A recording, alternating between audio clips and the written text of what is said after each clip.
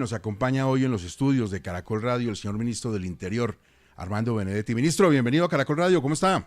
Bueno, muchas gracias, Gustavo, por la invitación. Aquí estoy en cabina y saludar a cada una y cada uno de sus oyentes en esta mañana. Bueno, ministro, lo primero es que ahí quedamos como confundidos con el decreto de medianoche, de que usted quedaba delegatario, después quedó el ministro de Salud. ¿Qué fue lo que pasó? Bueno, yo también quedé un poco confundido. Resulta que Bueno. lo que se necesita para eso no solamente es que yo alce la mano y diga que pertenezco a algún partido, sino tiene que estar debidamente certificado en el partido, con un registro y a su vez también en la Secretaría Jurídica. Y Eso fue lo que solo lo tiene el doctor Jaramillo, en este caso, en ministeriales. Bueno, pues consuetudinariamente, pues él ha estado ahí. Entonces él, a diferencia de otras personas, aunque yo llegué allá en el 2020, porque ese es un cuento que muy poca gente se sabe. Cuando yo en octubre del 2020 decido apoyar a Petro, cuando era lo peor que alguien podía hacer, que yo lo hice. Entonces, para esa época, yo lo llamo a él, le digo que lo voy a apoyar, que lo voy a acompañar en su carrera a la presidencia de la República, y él me dice bienvenido a Colombia Humana. Eso me olvidó, claro, ir por el carnet a la ventanilla. Faltó la firma ahí el registro, de la fotocopia. sobre todo ese registro en el partido. Sí. ¿Y se va a registrar o va a dejar así? Vamos a ver. Porque el presidente va a viajar más. Sí, claro, vamos a ver. Pero es una decisión que tiene que tomar él. Bueno, pero ¿lo suyo se queda en palomita o está pensando en el futuro en algo más estable? No se me ha pasado nunca por la cabeza. ¿Nunca? Nunca. ¿Nunca se le ha pasado por la cabeza ser presidente, el primer presidente de la costa de esta última época? Digo. No, nunca se me ha pasado por la cabeza. ¿Por qué no? Bueno, porque no se me ha pasado por la cabeza. Yo creo que buena parte para que los deseos se hagan realidad tiene que pasársele a uno primero por la cabeza y no se me ha pasado por la cabeza. ¿Y si a otro se le pasa por la cabeza y se lo propone? Tampoco. Tengo que sentirlo, por lo menos, o llevarlo en la piel también. Bueno, tenemos una semana muy movida, ministro. Demasiado. Yo quiero preguntarle... Hoy me levanté asustado. ¿De verdad? Sí. ¿Le toca torear mucho esta semana? Más que torear es sumar y contar. Eso es manzanita, con el ábaco, ¿cierto? Va pasando una fichita para acá, otra fichita para allá. Hay una fichita que se corre sola, ¿no? Que se va, cuando usted se descuida, se va corriendo sola. Y toca coger otra vez y llevarla. Sí. ¿Cómo está viendo el clima para la consulta en el Congreso de la República? Yo lo veo bien y lo vengo diciendo desde el primer momento, es que yo soy optimista que la consulta pase y se debe a dos factores más allá del ábaco. Es que estamos hablando de que alguien que es elegido popularmente por el pueblo, ¿cómo le va a negar esa facultad al pueblo? O que la democracia participativa, que está por encima del legislativo y del ejecutivo, se le vaya a negar esa función o esa oportunidad de pronunciarse. Y el otro es que están en juego los derechos laborales. Aquí siempre han sido lo que tiene que ver con que se le pague un sueldo digno y decente en Colombia. Siempre ha sido negativo, nunca ha sido progresivo ese tipo de derechos. Desde el año 2002, con la ley 789, en vez de ser progresivos esos derechos, lo que hicieron fue que se les recortaron el sueldo. Empezaban a ganar horas extras después de las 9, 10 de la noche. Y lo que queremos es que las horas extras empiecen a partir de las 6 de la tarde y que se le pague el domingo completo si usted lo trabaja, etcétera. Son cosas que parecen bastante obvias. Cuando sacamos las preguntas, la gente nos decía, ¿pero qué preguntas tan tontas? Y bueno, tan tontas fue que las negó el Congreso de la República. Y lo que se quiere es volver a esos derechos colectivos laborales que están inmersos en los convenios internacionales que nosotros hemos firmado y en los fallos de la Corte Constitucional. Entonces, con esas dos cosas, el que diga que no a la consulta está como loco.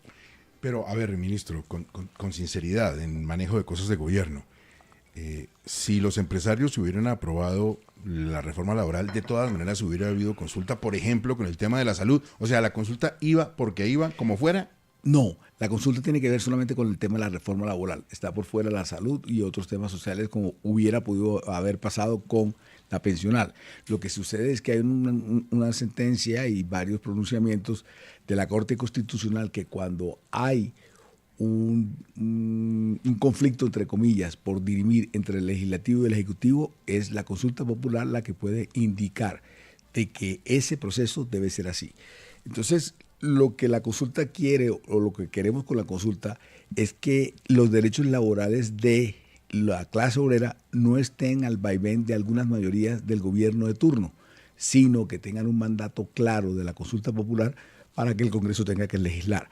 Ahora, entonces empiezan con el cuento medio loco, que es que se van a aprobar una cantidad de locuras, que es que van a haber una cantidad de de desempleos, que van a votar gente. Eso es mentira, porque una vez que la consulta se apruebe en el pueblo, en las urnas, en la calle, tiene que volver otra vez al Congreso de la República a hacer las leyes y entonces a moldear cómo es que debe ser esa normatividad, porque usted no está votando por normas. La gente cuando salga a la calle no va a votar por normas. La gente va a votar es por asuntos, por eso las preguntas pueden ser tan genéricas. A ver, Hernando, lo escucha el señor ministro del Interior, Armando Benedetti, y estamos en el escenario de la consulta.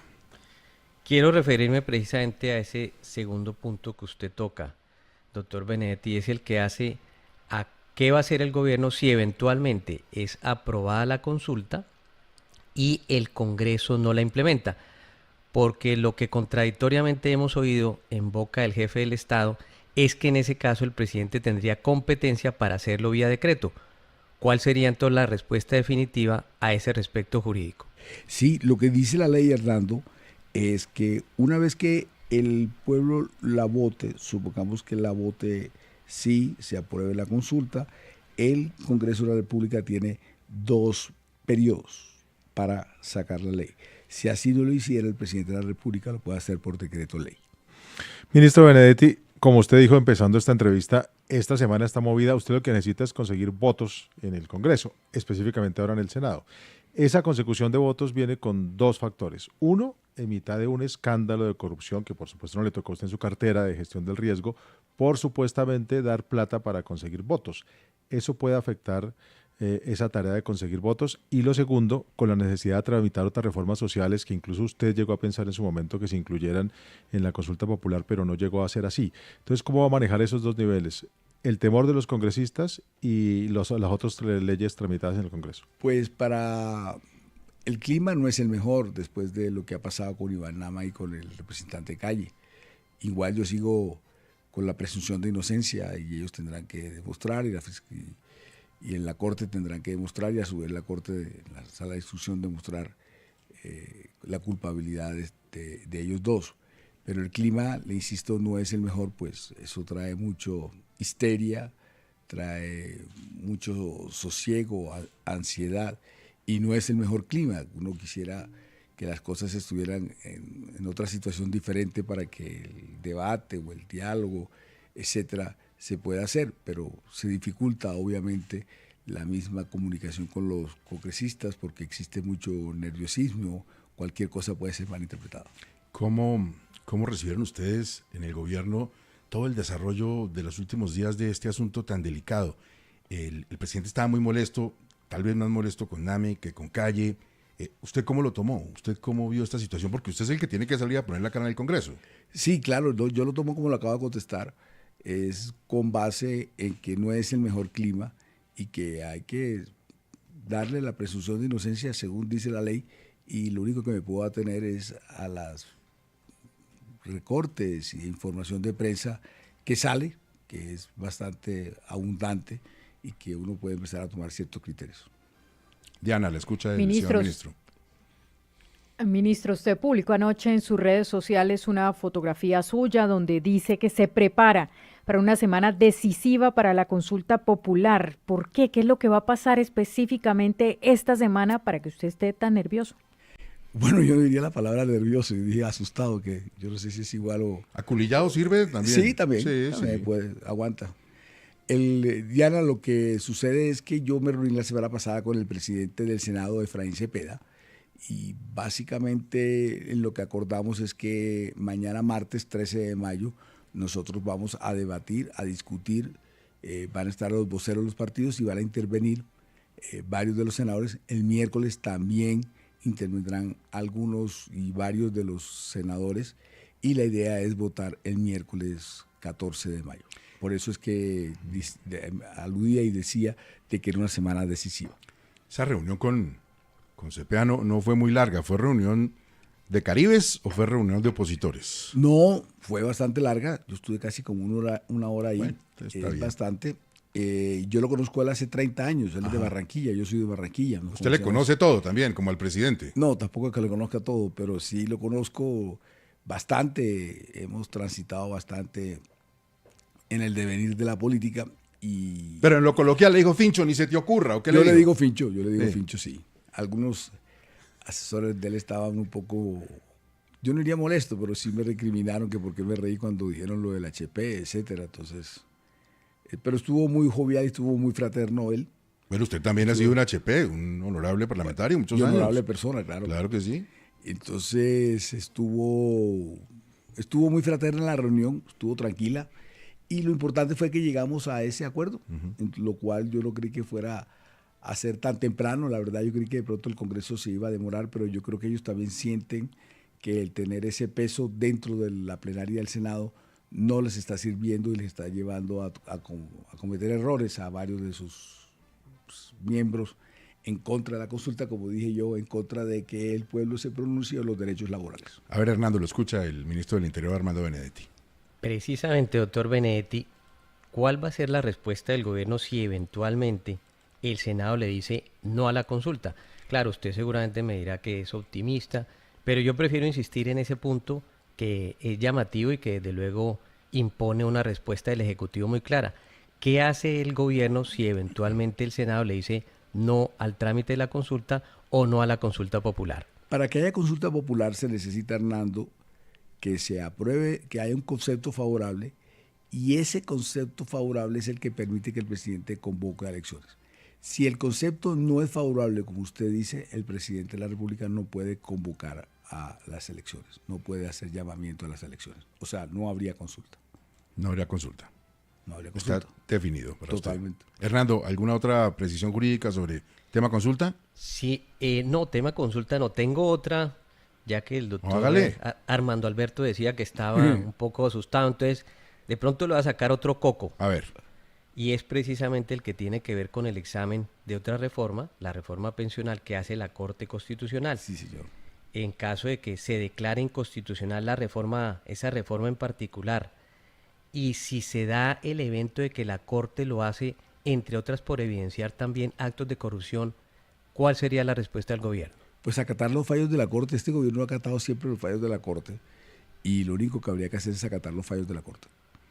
¿Usted está pasando cuentas de cobro de la gente que lo abandonó, lo dejó solo en momentos en que todavía no había regresado al gobierno? ¿Cómo le va con esos funcionarios que ni le hablaban, no le pelaban, mejor No, dicho, ni lo determinaban o hablaban mal de usted? Lo doy por superado. Hizo Sin rencor. sin rencor, No ha habido rencor. excepto la canciller Sarabia. Tampoco. Ni siquiera. Yo no tengo ningún problema con ella. Ella es la que Ninguno. tiene problema conmigo, pero yo no ¿Y tengo qué problema con tiene ella con usted finalmente? ella. No sé, habría que preguntarle a ella, porque ustedes siempre, los medios titulan de que hay una pelea. Y para las veces que yo veo boxeo ahí en televisión, Dos, ¿no? hay dos en el ring. Y yo no me he subido al ring. Pero si, por ejemplo, es con el saco, con el sparring, también es boxeo. Y solo hay uno. No, Con un eso, saco. eso se llama training. Entrenamiento de boxeo. Eso se llama training. ¿Usted se mete en cosas de la Cancillería? No, para absolutamente nada, no ¿Nada? tengo por qué. Pero cuando Bastante tengo con el Congreso. Pero cuando se reunió con María Claudia Lacouture para hablar del tema de Estados Unidos y todo eso en privado, pues ahí un poquito se metía con asuntos de la Cancillería. A ver, yo me puedo reunir con algunas personas y hablar sobre unos temas, pero ya de ahí a ejecutar o hacer propio de las funciones de la Cancillería como mías, nunca lo he hecho ni lo voy a hacer. Yo me puedo reunir con muchas personas para hablar de muchos temas, pero ya a ejecutar no.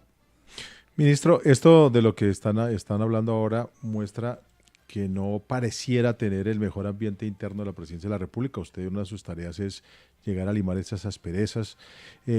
¿Cómo está ese ambiente? O sacar esas asperezas también. Entre funcionarios, por ejemplo, nos ha llamado la atención el caso de la directora del DAPRE, que a última hora no fue incluida en el viaje a China cuando inicialmente sí estaba, y cosas de ese tipo que quedan a veces sin que se entienda muy bien qué es lo que pasa adentro.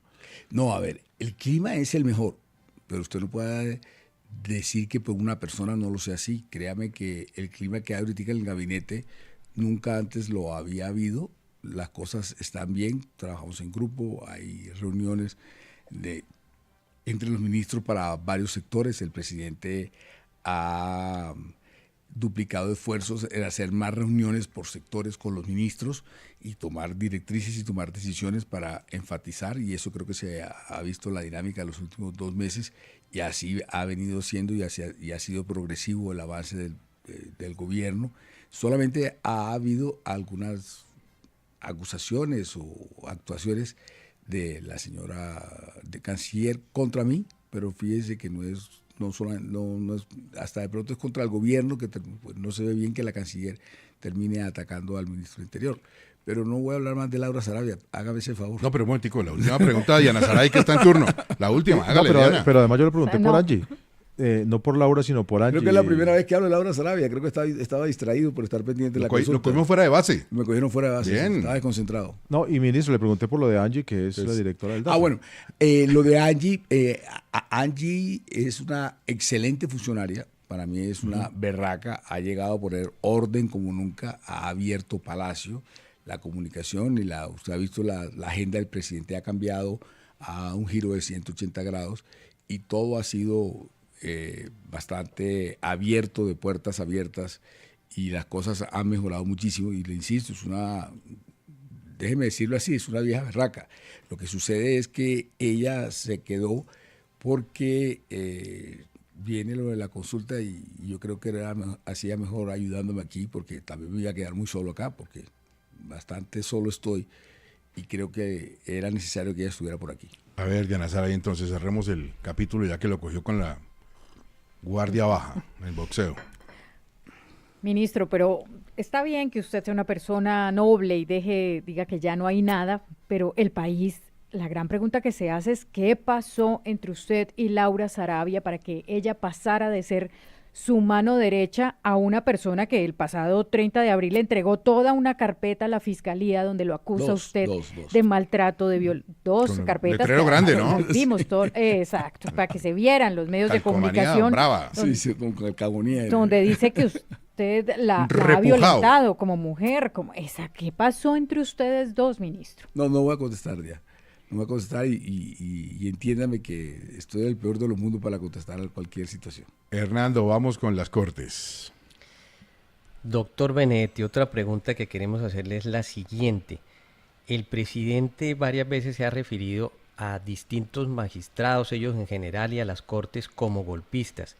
Mi pregunta es, ¿en el alto gobierno el presidente les ha mostrado las pruebas que tenga contra algún magistrado, contra algunos, para poderles hacer ese calificativo?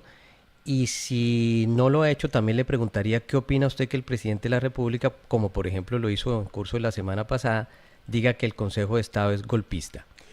Bueno, yo lo del tema de los magistrados no lo tengo tan claro como usted me hace la pregunta. Yo no recuerdo, o si usted me ayuda en qué situación o a qué evento en especial él hace referencia a eso. Pero para otras situaciones sí han llegado informaciones de inteligencia bastante graves, sobre todo en la última semana. ¿De qué? De la cual obviamente no puedo... ¿Pero alrededor de qué? ¿De De un que, golpe? ¿Un atentado? De un atentado, y lo que pasó la semana pasada es bastante... Las indicaciones, creo que él además las resaltó, creo que las hizo en Tibú y en un evento que tenía ¿Lo de los sobre el disparos al tema de carro? agricultura. No, han habido algunas cosas bastante graves y además creo que él lo hizo con referencia a Leiva, etcétera. Pero la información que ha llegado es bastante seria. Yo que a veces uno es escéptico, a veces no creer hasta no ver. Esta vez las cosas fueron bastante fehacientes y como para uno creer y temer de que algo puede estar en curso. Pero algo así como Leiva en connivencia con gente a Él la margen de la él ley. dijo algunas frases, pero yo no quiero referirme a eso porque ese sí que son hechos y son circunstancias y son temas y objeto de toda la confidencia total. ¿Quién quiere matar al presidente hoy? No, yo no puedo empezar a decir eso. ¿Pero usted cree que alguien lo quiere matar? Yo creo que alguien quiere, hay algunas personas que se han venido reuniendo que les gustaría darle un golpe al señor presidente. Entre ellos Leiva. No, yo no voy a decir nombres aquí ni voy a acusar a nadie. Vuelvo y le repito, yo no soy la persona indicada para estar hablando de esos temas. Creo que tendría que ser el mismo presidente o el ministro de Defensa el que tendrían que estar dando ese tipo de informes de seguridad. ¿Qué capacidad le da usted a Bruce McMaster de tumbar un presidente? No, yo no he hablado de Bruce McMaster. Pero el presidente sí. Pero entonces veo que usted sí sabe más que lo que yo sé. Yo no le veo capacidad a Bruce McMaster de estar fuera de lo que tenga que ver, pero yo no sé si Bruce McMaster se reunió con alguno de esas personas que supuestamente quiere hacer ese tipo de situaciones. ¿Qué tan mentiroso es Leiva? No, tampoco quiero hablar de Leiva. Leiva no me gusta lo que ha hecho. Creo que ningún ministro que haya salido del gobierno puede tomar ese tipo de actitudes o ese tipo de situaciones, más allá de si es verdad o mentira. No creo que es lo que debe ser. Pero lo que hace relación con el presidente, le puedo jurar que todo es mentira. Pero lo de Leiva es que se sintió algo así como el anticuario, como Santiago, se sintió echado para un lado y por eso reacciona así. Yo creería que algo de eso debe hacer y debe haber otros muchos motivos en los cuales pues Leiva ha tomado esa actitud que yo no creo que sea la mejor ni la más simpática, por así decirlo, con el presidente, que entre otras cosas lo tuvo en su gabinete y fue una persona importante y determinante en la toma de decisiones de muchas políticas públicas. Diana Saray. Ministro, pero ¿qué opina usted de eso que está diciendo Álvaro Leiva? Afirmaciones tan delicadas como decir que el presidente pues tiene una adicción a las drogas, que usted sabe más que nadie pues lo que es enfrentar una situación de esas. No, que es mentira. Yo al presidente no le he visto ese tipo de actuaciones en enfermedades. Él lo ha venido refiriendo en las últimas semanas. Yo nunca, entre comillas, me he enrumbado con el presidente o he estado en una fiesta con el presidente de la República. ¿Nunca se ha tomado un trago con el presidente? Creo que una o dos veces, pero en temas sociales. Creo que una vez en diciembre, unos villancicos, pero de resto yo nunca he estado en una rumba o en una fiesta como la gente se imagina o cree con el presidente de la República, ni antes de ser presidente ni después de ser presidente. Entonces lo que, para contestarle a Diana, es que el tema es que eso es una mentira de que él tenga ese tipo de problemas o ese tipo de enfermedad. ¿Usted tiene algún video comprometedor del presidente? Esa es otra cosa perversa de las cosas, a mí pocas veces últimamente me da rabia, pero esa me da un poco de rabia. A ver. Es debido a que yo fui el jefe de campaña del presidente. A usted le consta, Gustavo. Claro, estuvo aquí con él. Estuve aquí con él. Hablamos varias veces sobre los temas que hay. Desde esa época había alguna cantidad de prevenciones. Usted recuerda que yo era la persona que estaba con él 24 horas, 7 días a la semana, y estábamos inmersos en una campaña durante 8 o 9 meses trabajando todos los días. Luego, yo no entiendo por qué ahora que sea ministro alguien cree que lo merezco es debido a un video, y no porque trabajé en la campaña de él en la forma que lo hice, y no porque fui 20 años congresista. Entonces, me parece bastante loco, tonto y estúpido que alguien crea que solo porque tengo un video es que estoy aquí.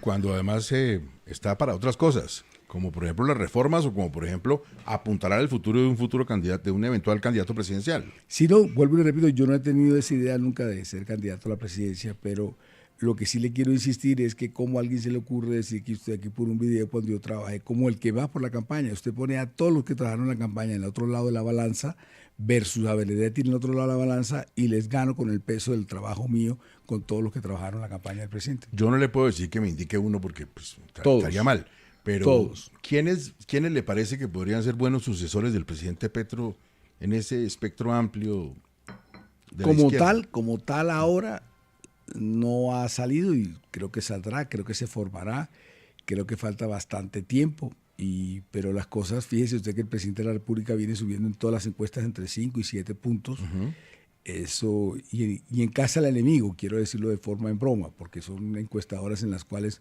nunca han sido muy cercanas a él, Invamo, Guarumo, en las que les está yendo muy bien, donde la aprobación de su gestión está en 42% cuando va llegando a 3 años de gobierno. Es una cosa impresionante, comparado con otros presidentes, a excepción de Uribe, no se había visto.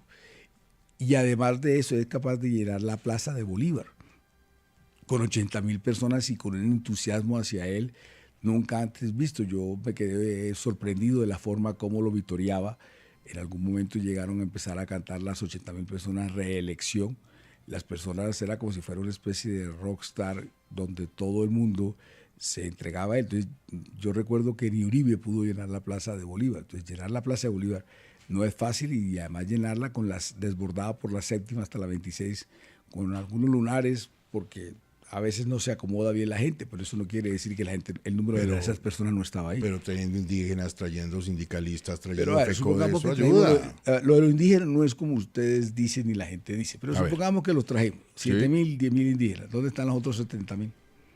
¿Esos de dónde los traje? Son gente que acude a eso.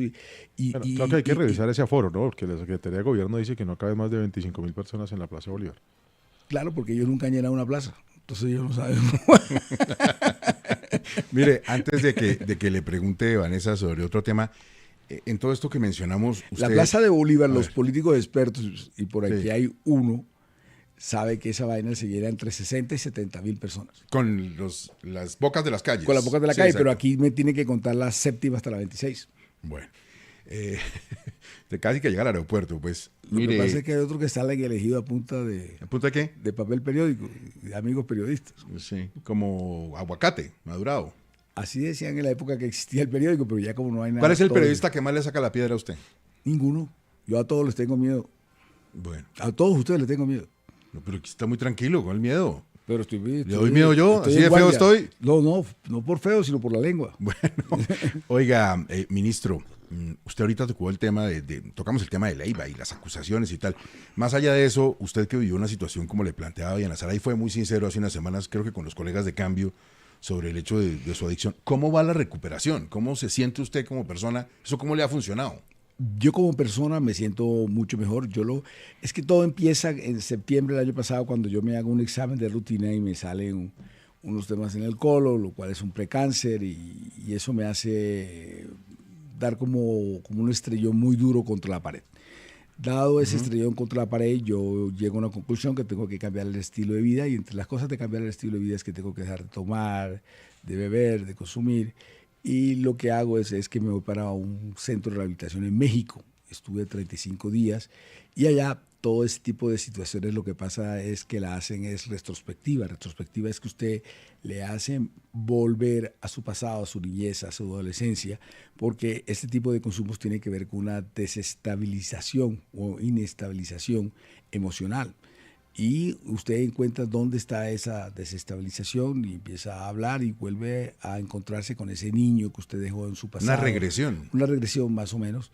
Y eso hace que usted se confronte hacia futuro y sepa que tiene un problema, que tiene una enfermedad en el caso mío y que empieza a reevaluar. Entonces eso a su vez, una vez salido de ese proceso, yo me he vuelto mucho más espiritual. Yo además estoy segurísimo, porque así me lo dice mi esposa, soy un mejor esposo cada día mejor, los mismos hijos míos también me lo dicen. Entonces, pues yo he tenido un reencuentro con alguna cantidad de cosas que había olvidado y había perdido en mi vida y por lo tanto yo hoy puedo decir que soy una mejor persona en ese sentido. ¿Cuál fue ese episodio concreto de su infancia, adolescencia, donde arrancó el lío? Un poco la separación de mis padres. Fue un golpe fuerte para usted. Tal vez ni se dio cuenta en ese momento. Para ese niño sí, la responsabilidad de ser como el papá de ese momento. Que su papá es un gran señor. Sí, señor. Estuvieron de Sí, cumpleaños, celebrándolo hace poco. Sí, señor, hace poquito cumplió 80 años. ¿Y qué le dice él de todo lo que pasa? El casino yo creo que ya no dice nada. Yo creo que él vive tan preocupado que él ya no dice nada. Muy estresado. Él vive estresado, sí, Estresado, está estresado correcto. bastante. A ver, Vanessa, la escucha el señor ministro del Interior. Doctor Benedetti, bueno, usted conoce muy bien Panamá y acaba de ocurrir eso del asilo político al expresidente Martinelli, que es muy difícil de comprender porque el mismo presidente Petro pues lo ha tratado de corrupto, dice que recibió sobornos de Odebrecht, que era el anfitrión de los hijos de Uribe con Odebrecht y los Nule. Hay un mensaje hoy de su hermana que fue embajadora de Panamá, donde básicamente dice que ese asilo, dice literal, le debió costar una platica importante a Martinelli. Conozco bien a Martinelli y también a Laura. Ninguno de los dos hace nada gratis. Lo cierto es que es muy difícil de comprender por qué ahora Petro le da un asilo político a un hombre que calificó de corrupto. Y Ángela Benedetti, que es su hermana, que conoce perfectamente la política panameña, está diciendo que hay una plata de por medio, que le pagaron. Lo que leo yo es que dice que Martinelli le pagó una plata al presidente Petro. ¿Usted qué sabe de eso? ¿Por qué ese asilo? Bueno, para que usted me entienda y sin que se moleste mi hermana, nosotros tenemos un trato tácito desde hace mucho tiempo que ella tiene la libertad para moverse en política como ella quiera y nunca estar atada a mí, ni yo tampoco estoy atada a ella. Y de hecho hemos estado varias veces cada uno del lado del río. Nunca crea usted que nosotros tenemos un arreglo que ella dice una cosa y yo digo otra por el estilo. Entonces habría que preguntarle a ella a qué se refiere ella, porque yo no tengo conocimiento de lo que usted me está diciendo que está expresando ahí. Ahora, más allá de las implicaciones que tenga que ver el que si el señor tiene problemas o tiene problemas judiciales, habría que revisar el asilo con base en qué es. Yo no he leído con base en qué es el asilo, pero los asilos se dan por persecuciones políticas o persecuciones de estados contra él. Habría que ver qué es eso, porque los asilos poco tienen que ver con los temas judiciales. Entonces, le insisto, habría que revisar el asilo con base en qué es, y eso es potestad o manejo de la Cancillería. ¿Quiere que volvamos a hablar de Laura? No, Ah, la no, Cancillería, la Cancillería en general. como papel. ¿Por qué hay un Benedetti tan feliz con Petro y un Benedetti tan amargado con Petro? ¿Qué le pasó a su hermana? Habría que preguntarle a la amargada. No, porque pero yo- usted se va a reuniones familiares, hablan. O sea, usted le decir, Ángela, mira, ya se te está No, yendo nunca, la mano. nunca, Mira, bájale un poquito nunca, a la llama, se va a nunca. quemar el arroz. No, nunca le he dicho. ¿Nunca? Nunca le he dicho, pero sí me gustaría que no lo hiciera. No se lo puedo negar. Pero nunca le he dicho nada. ¿Le crea problemas con el presidente? No me ha creado ningún problema. El presidente nunca me ha tocado el tema ni nunca me ha hablado sobre el tema. Pero el presidente se debe poner un poquito en erupción cuando lee Yo los trinos. me imagino que sí. Sí, no. Si por este medio le podemos decir O sea, que no lo haga más, sería buenísimo. Por favor, No, adelante. ya se lo dije. ¿Sí? Ya se lo dije, sí. Vamos a ver qué nos contesta. Ella suele oírnos también por las mañanas. Diana Saray, la escucha del señor ministro del Interior. Ministro, ahora que usted habla de salud y que tocó el tema de cómo sus exámenes en algún momento no salen bien, le quiero preguntar por la salud del presidente. Él, pues lo vimos hace unos días con una cirugía en su cuello. En algún momento se dijo que era un lifting facial, pero él luego dijo en esta entrevista con Juan Piz González, tan comentada, que se trataba de un tumor que le habían encontrado. ¿Por qué se operó el presidente finalmente? Más que para que fuera un tumor era, o es, y lo hago con base en lo que él dijo, y si no, no lo haría, es una extracción para medir o llevar al laboratorio unas partes. Una de biopsia. Exacto, algo así. Él usó la palabra extracción, no sé si hay alguna diferencia tampoco. entre una y otra desde el punto de vista médico, pero es eso de Ana Sofía. ¿Cómo les va, Diana Saray? Diana Saray, No perdón. le cambie el nombre porque... Disculpa, Diana. ¿Cómo les va con los influencers? Tanta plata metida ahí, tanta alabanza, tanta cosa. ¿Hay algunos favoritos suyos? ¿Cuáles le gustan? Usted tiene que creer que yo no me sé casi el nombre de todos, no los tengo en la jugada,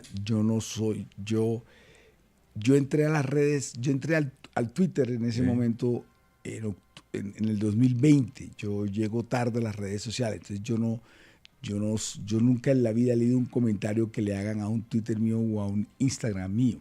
De hecho, busco a alguien o contrato a alguien o busco a alguien que me ayude a manejar el tema de las redes. Entonces yo no vivo Y tan ahí lo veo pendiente muy de zen. qué pasa eso. En redes muy zen, muy... Sí, muy pero mantra, desde hace muy rato. yoga, muy- No, porque yo duré toda la campaña de Petro, yo no usé el X, y durante 2 años y medio tampoco lo usé. O sea que yo llevo casi 3 años y pico, hasta hace 2 meses volví a usar el X. O sea que yo duré casi 3 años sin usarlo. ¿Usted en quién cree? En Dios. ¿Cómo es Dios? Yo lo creo, veo a Dios como una persona que se preocupa y ama por el prójimo. Ya eso es bastante. Y si eso es así, sería bueno Sí. para todo cada uno. Y si seguir hay una frase de Jacinto Benavente que él decía que no sabía si existía o no Dios, pero si uno seguía los principios de Jesús, uno era buena persona, era una persona buena. Jesús era judío. ¿No cree que se molestó un poquito con el nombramiento del judío Chimbo en la dirección de asuntos religiosos? ¿Quién? Bueno, no lo nombraron finalmente, creo. Señor No. Gamboa, creo que era el apellido. No recuerdo. Richard Gamboa. Sí. Richard Gamboa. Pero, ¿por qué? Sin defender el nombramiento, ¿cuál es la acusación? No, la comunidad judía dice que no es judío, así de sencillo, que él puede pensar que es judío, pero pues no lo es. Hay unos requisitos también claves para ser judío y él no lo es. Bueno, fueron los dirigentes de la comunidad judía los Sí. que dicen que no, pero yo creo que si uno profesa una religión, uno no tiene que anda con un certificado del Papa. Yo no ando con un certificado del Papa para ser católico, ¿no? Ay, usted, el Papa, mire, Espinosa está cubriendo al Papa y se acaba de conectar. Espinosa, lo escucha el señor ministro del Interior. ¿La pregunta es sobre el Papa o sobre qué? Adelante. Ministro, es que usted estaba hablando de los influencers y a propósito de la entrevista que estaba mencionando Diana Saray con el presidente, ¿a usted le parece bien que un influencer le tome del pelo al presidente con su supuesta adicción a la cocaína y que eso se convierta en un motivo de risa? ¿Quién le recomendó que diera esa entrevista? ¿Fue ¿Cuál? usted o alguien más de su equipo? ¿Cuál, la de Juanpi? Sí. Sí, señor. No, yo no tuve nada que ver con esa recomendación. Yo no recomendé eso. ¿Y estaba cuadrado un poquito las preguntas o fue libertad total para Juan Piz? Yo creo que con el presidente de la República, con la forma de ser de él no cuadra las preguntas. El presidente Santos muy seguramente haría un chequeo previo de las preguntas, pero conociendo al presidente Petro no hace eso. Pero usted estaba ahí, lo saludó Juan Piz en un momento de la entrevista. Yo estaba ahí, pero estaba distraído. Yo no sabía que estaban haciendo la toma, así que yo no estaba tan bravo como aparezco en la toma. ¿Cómo le va con Santos, ya que lo menciona? Ni bien ni mal. A Santos pues le tengo toda la referencia de lo que tiene que ver con la paz. Yo en ese momento era presidente del partido de la U, votaban 55 senadores, salían 18 del partido de la U, que era lo más difícil asegurar ese tipo de votos porque el Partido Conservador se había retirado de esas votaciones. Estábamos saliendo con los partidos de izquierda y con el partido de la U, es con los que estábamos haciendo mayoría, y fui ponente de todos los proyectos que tuvo que ver con la paz. Por lo tanto, todo lo que se hizo en favor de la paz, pues tengo cierta preferencia o afecto a la paz debido a Santos. Pero como usted está encargado de manejar las fuerzas políticas, él puede ser un factor importante. Acercarse a él, Pero yo lo ¿está veo como vedado más hoy? retirado. No, para nada. Yo lo veo como más retirado. Yo no creo. Solamente que él salió hace poco a decir que el gobierno le había dado la institucionalidad, entre comillas, de lo que hoy son las disidencias de la FARC. Y no es así. Quien crea las disidencias de la FARC es Néstor Humberto Martínez, su fiscal, cuando hace el entrampamiento, y ya está probado que hubo un entrampamiento con algunos miembros y algunas personas que ya habían sido designadas para que fueran congresistas de la República, como Iván Márquez, y lo que sucedió fue que ese entrampamiento llevó a que existiera y se volvieran unas disidencias de la FARC, y que hoy actualmente pues se llaman disidencias, pero realmente lo único que tiene que ver es con el cultivo de coca y con el narcotráfico. Ahora, ese entrampamiento de Espinosa no estaba aprobado. Sí, claro que sí. Sí. En varios ministro, debates se no probó, se y que A ver, Espinosa. Pero lo que se probó no es que se inventaron los cargos contra el señor Santrich. Ajá. Nadie duda que el señor Santrich estaba negociando un cargamento de cocaína, Claro. no era ni de melones ni de televisores. Delincuente. Otra No, cosa en el distinta Congreso es sí que la se- Fiscalía ocultó un pedazo de la información que le pidieron, pero que al señor lo capturaron en flagrancia porque se dejó meter en la trampa de los norteamericanos es una cosa distinta, pero entrampamiento no. entrampamiento sí hubo, desde que ocultaron información, desde que lo citaron para eso, desde que el señor, su sobrino Claro, pero Iván él Márquez cayó. sobrino era de la DEA, y que era un infiltrado, o sea, ¿cómo así? Claro, pero el señor cayó en lo que le Y estaban no estaban proponiendo. hablando, hay varias versiones y varias pruebas de las que no estaban hablando de coca en ese momento. Nadie está diciendo que ellos no hayan sido o no lo hubieran dejado de ser narcotraficantes. Yo no me voy a meter en ese punto. Pero esa situación de ese video es un entrampamiento. ¿El expresidente Uribe debería ir a la cárcel? No, eso que lo define la justicia, y él tendrá que ver cómo demuestra su inocencia, y por el bien de él, que pues, lo tiene que hacer, y la justicia se puede acceder a la justicia para probarlo, que lo haga. Pero lo ha escuchado, le toca el corazón cuando ha hablado. Claro que me toca, no me gusta verlo en esa situación. Diana Saray. Doctor Benedetti, usted ha sido uribista, santista, ahora petrista. Si el gobierno de Gustavo Petro pierde las elecciones y hay un candidato de oposición, ¿usted también está dispuesto a servirle por el bien de la patria?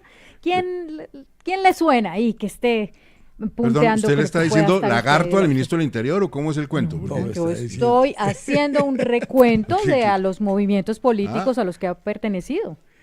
Yo he sido uribista, santista, y ¿qué fue? Uribista, santista y petrista, Petrista. pero siendo benedictista ante todo. Eso es lo que la gente no entiende. Yo estaba con el uribismo, por ejemplo, y nunca estuve de acuerdo con la dosis mínima, la hundí 7 veces con Gina Parodi en ese momento.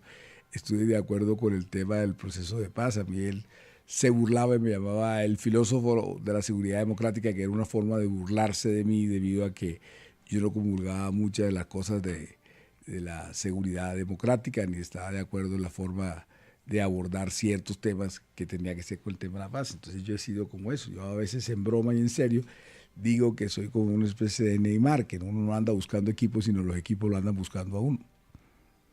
Vanessa. Doctor Benedetti, usted pues sabe hacer elecciones y sin duda el triunfo del presidente Petro usted fue un jugador muy importante allí en ese proceso. A estas alturas no sabemos muy bien quién vaya a ser el candidato del petrismo, pues porque hay varios y está Anaya, que suena, Maya, está María José Pizarro. Pero el ministro dice que todavía no, ninguno, Vanessa. Sí, por eso, pero lo que quiero saber es, ya nos dijo eso, pero lo que quiero saber es si usted le va a hacer campaña al que Petro finalmente decida o el que la consulta salga, que decidan que sería el próximo candidato del pacto. Acuérdense que soy ministro del Interior. Si digo eso, los enemigos míos se ponen felices y van y me Háganlos demandan. felices. No, pero por ahora no, ya habrá tiempo. Con algo que... No, pero, pero para hablar de algo, porque para mí intervención en política, y me toca repetirlo en todas partes, y a las personas que me acompañan siempre digo que graben este pedacito, es que intervenciones políticas es cuando tenga un candidato e invite a votar por él.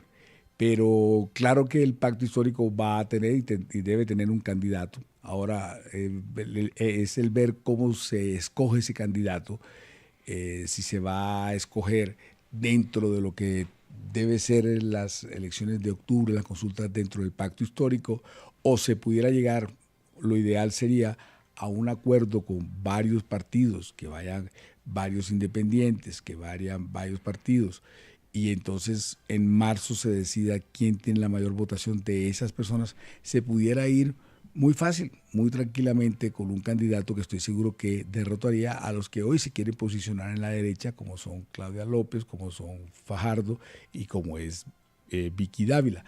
Si es así, el triunfo estaría dentro de ese candidato. Ahora, el problema es que lo entiendan así y lo desarrollen así. Por ahora, ese es el reto. Pero entonces, supongamos que no se logra ese acuerdo y no se logra complementar y pactar que eso llegue a ese acuerdo. Tendría entonces que verificarse y buscar que lleguen a primera vuelta, pero si esas personas llegan de alguna u otra forma coordinada a la primera vuelta, dentro de esos candidatos estará el próximo presidente de la República, porque para que se vote alguien de derecha, ultraderecha o de derecha, sin que estén los actores políticos, es muy difícil que alguien pueda ser presidente. En algún momento yo sé que el presidente Medio le hizo cambio de luces a Roy Barreras para que le organizara la consulta, y Roy Barreras le dijo: pues presidente, lo que pasa es que ustedes eligen ahí en la consulta y de pronto después se miden conmigo en el Frente Amplio, yo en eso no puedo estar. ¿El arquitecto de la consulta va a ser usted? No, eso no está definido. Por ahora creo que el tema es el Senado, pero eso que usted está diciendo no creo que haya pasado. Entonces aquí nadie puede estar pensando en elecciones de la consulta cuando no hemos pasado ni siquiera al Senado. Entonces yo no creo que ese arquitecto todavía se haya pensado en si hay un arquitecto o hay varios arquitectos, porque la ley lo que dice dice es que se pueden haber varios comités, múltiples comités por el sí o múltiples Pero comités. tiene que haber un gerente. ¿Usted va a decir me pido yo? No, yo creo que cada uno puede coger, yo creo que el gerente va a ser el presidente de la República, porque yo creo que él es el que tiene que ser el gerente y él es el que tiene que ser el arquitecto. Entonces yo no creo que a nadie se le se haya pensado en esa posibilidad. Y Roy es un buen candidato. Yo creo que si él sigue adelante y se mete en el centro, yo creo que el candidato ideal va a ser aquel que esté en el centro y pueda tender puentes con los otros partidos. Ahí está. Es decir, ese no es Bolívar. Ese no es Bolívar en teoría, según la teoría que le estoy diciendo yo. Yo no estoy diciendo que Bolívar sea un mal candidato o no lo pueda hacer, por el contrario, ese es otro haber para el gobierno, además de subir en todas las encuestas, que el candidato del gobierno vaya de primero en las encuestas, es otro buen síntoma de que las cosas han cambiado y han mejorado. Pues ministro, muchísimas gracias por estar aquí en 6 AM. Bueno.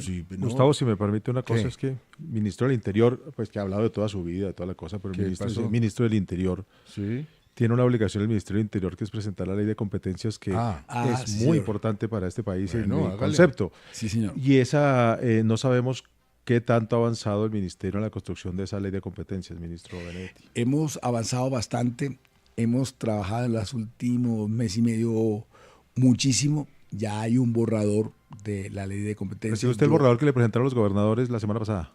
Yo me reuní antes con la Federación de Gobernadores de Municipios de Azocapital, de las ciudades intermedias, para que ellos empezaran ellos ya habían trabajado muy adelante, porque la gran discusión va a ser que si lo que los sectores que ahorita reciben recursos van a recibir más versus las entidades territoriales. Y aquí no puede haber ley, de hecho no puede haber descentralización si no hay descentralización real de recursos.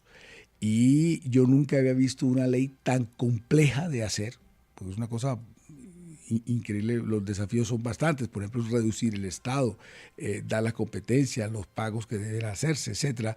Es una cosa bastante, déjeme decirle la palabra, increíble desde el punto de vista de crearla. Entonces hemos venido trabajando también con todos los sectores sociales. Se iba a hacer una gran reunión para estos días de trabajo, pero con el tema de la consulta la haremos después con cada sector social. Entonces lo que le quiero insistir, venimos trabajando con Planeación Nacional, también con el Ministerio de Hacienda y con el del Interior. No le puedo negar que los movimientos que hubieron en los ministerios ha retrasado un poco el desarrollo y la composición de esa ley, pero hemos avanzado bastante. Estuvimos esperando hasta la semana pasada, que la hizo la Federación de Municipios, que entregó ya el borrador. Para el 15-16 de mayo hay otra reunión y la idea mía es que trabajen ellos también en las mesas técnicas de esa ley de competencias, que además ellos la están esperando. La idea es presentarla para el 20 de julio y estoy seguro que lo vamos a hacer, que lo vamos a lograr, pero es bastante complejo esa tarea, aunque le puedo decir que yo creería que desde el punto de vista del gobierno, esa ley está ya hecha en más o menos un 80% por los directores y sabios de allá de Hacienda y Planeación Nacional. Señor ministro, muchas gracias por acompañarnos. La verdad me metió usted en un problema hoy. ¿Por qué? Muy grave. Porque no dijo ni una berraca grosería. ¿Y cómo van a hacer la parodia esta tarde en La Luciérnaga? No dijo una sola grosería en 40 minutos. No, pero con la que dicen ellos, ya qué carajo voy a decir yo. Ministro, gracias. Que Bueno, vuelva. pues, a usted, muchas gracias por haberme recibido y aceptado el día de hoy. El ministro del Interior, Armando Benedetti, en 6 AM.